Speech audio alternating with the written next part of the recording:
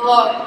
First off, I would like to thank family, the King Center, and the Ebezener Baptist Church for welcoming me to this wonderful event of celebration, remembrance, and action.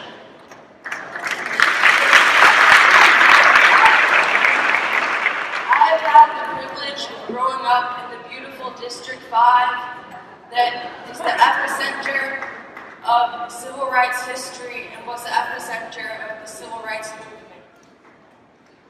I have grown up with the Honorable John Lewis as my representative, a man who marched alongside Dr. King,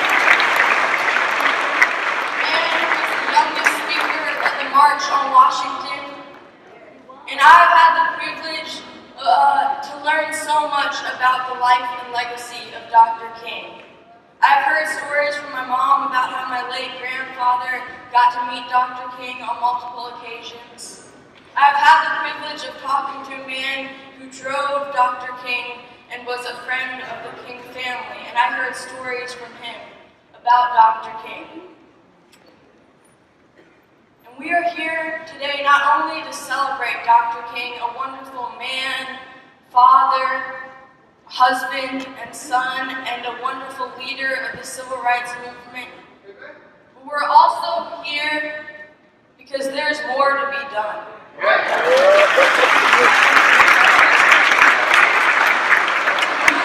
for equality is not over, and we must remember to fight for equality every day, each and every one of us, as Dr. King did.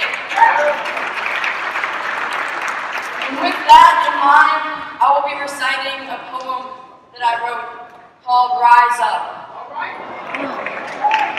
Let's rise up, rise up. Let's rise up with those overlooked and undervalued by society. The black man who walks down the street on the way to his job, it's his first day as an 8th grade English teacher. The same black man who has a son, his most prized possession, who told that son that life will be hard, but anything is possible. The black man who walks down the street on the way to his job, only to pass a woman clutching her purse a little too tightly. Let's rise up with the boy who was a girl, then didn't know what he was, and is now a boy. The boy with the parents who loved their daughter, but disowned their son. Let's rise up with the Muslim woman who works for the Justice Department only to experience injustice every time she wears a hijab. Let's rise up and lend a hand to the boy who can't, the boy who sits in a wheelchair watching the other kids play basketball, the boy who becomes the only one in his class to win an Olympic gold medal. Let's rise up with the woman who was born in the U.S., whose parents are Dominican, and whose son is all-American, so why is she repeatedly told to go back to Mexico? Let's even rise up with the poor white boy.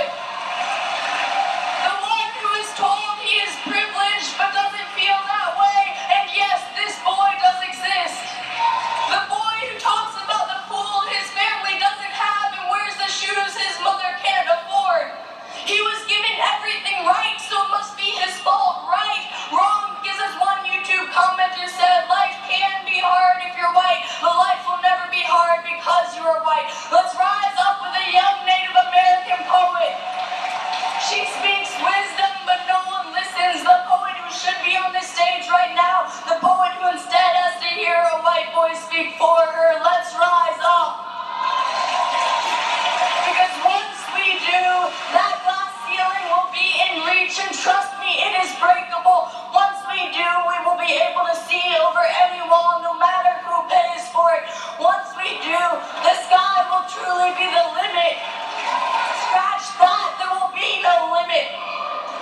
Martin dreamed when it was time to dream. Rosa sat when it was time to sit. Barack ran when it was time to